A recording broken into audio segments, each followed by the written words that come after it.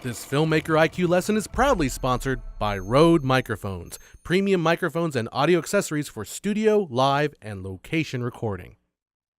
Hi, John Hess from FilmmakerIQ.com, and today we'll try to build a foundation on the basics of recording audio for digital video.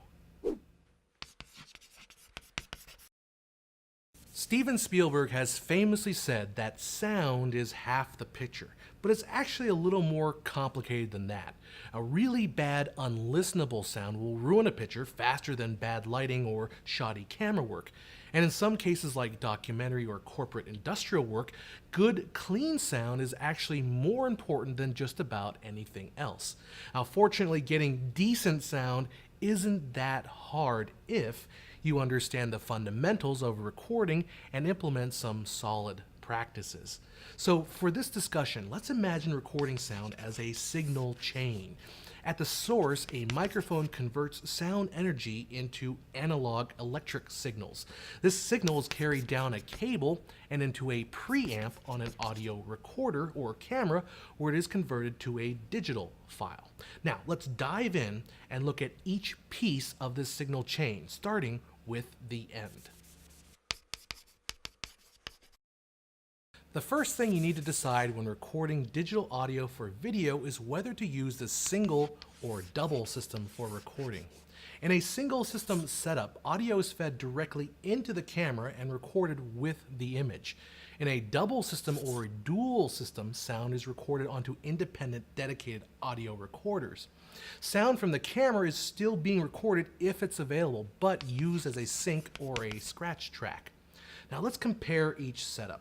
With a single system, recording audio with video means there's no need to sync up the footage in post-production. This can be a huge time saver, especially in tight turnaround situations like news or documentary. With a camera designed for broadcast that has robust and professional audio inputs and a preamp, the single system also avoids the cost of purchasing additional recorders. Video codecs have predefined settings for audio, most of them recording at 16-bit, 48 kilohertz uncompressed audio. More on what that means in a second. If you want hassle-free synced audio without having to mess with audio settings, and you have a camera that has good sound inputs, the single system may be a good choice for you. So why would anyone bother with the double system? Well, first and foremost is if you don't have a camera with professional audio inputs like many DSLRs, but there are third-party preamps on the market that can make virtually any camera into a single system setup for audio. But in my opinion, there is a better reason. The major benefit of the double system is audio quality. Digital audio recorders have some great features that make for better recording. The first is higher sampling rate. When an analog signal is converted to digital, the smooth analog curves of the wave signal have to be quantized, that is, split up into samples and the amplitude of each sample measured. How many times we sample the wave determines how accurately our digital representation matches the original analog wave format. We call this sampling rate, and it's measured in kilohertz, not to be confused with the frequency or pitch of a sound wave. At the low end, we have values like 11 kilohertz. That's 11,000 times per second we sample the audio. Now, this is used for low-quality internet voice transmissions. It doesn't really sound that good, but it makes for very small file sizes. 44.1 kilohertz, or 44,100 samples per second, is CD quality audio. 48 kilohertz is the standard for digital video. Now, this rate was chosen because it could deliver 22 kilohertz frequency response, that's pitch now we're talking, and work with 29.97 frames per second NTSC video, as well as 25, 30, and 24 frames per second systems. But I really like to record audio at 96 kilohertz. That's twice the sampling rate of 48 kilohertz, and to me, that extra resolution just sounds better.